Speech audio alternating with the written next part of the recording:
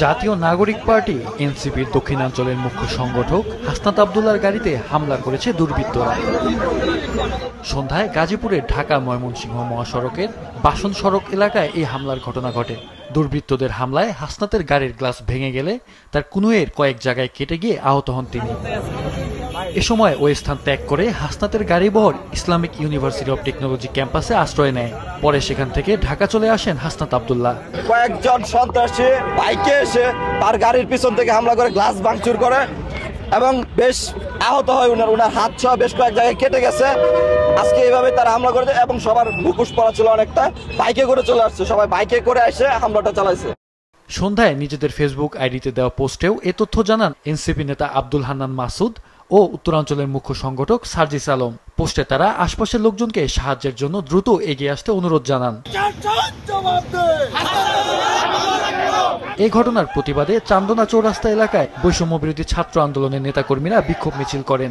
এ সময় তারা দ্রুততম সময়ে দুর্বৃত্তদের গ্রেপ্তারের দাবি জানান। ফ্যাসিস্টের এত সাহস কেন হয়?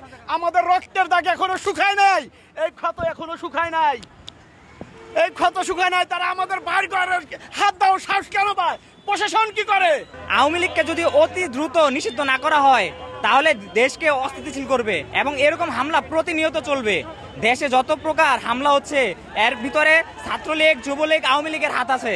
আওয়ামী লীগ বাংলাদেশে আসলে এরা যদি থাকে এরকম হামলা সারাক্ষণই হবে। গাজীপুর মেট্রোপলিটন পুলিশের অতিরিক্ত পুলিশ কমিশনার ঘটনার সত্যতা নিশ্চিত করে জানান, হাসনাত আব্দুল্লাহকে ঘটনাস্থল থেকে উদ্ধার করে ঢাকায় পাঠিয়ে দেওয়া হয়েছে। এই ঘটনায় আইনগত ব্যবস্থা প্রক্রিয়াধীন রয়েছে। মোটরসাইকেলে আরোহী থেকে ওই পিছনের গাড়ির গ্লাসে একটা বাড়ি মারছে।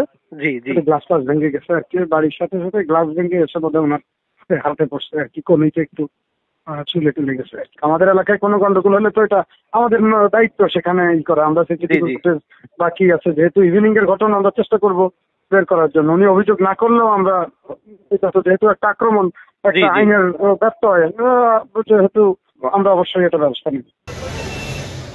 মাহফুজুল হাসান, মাছরাঙা নিউজ ডেস্ক।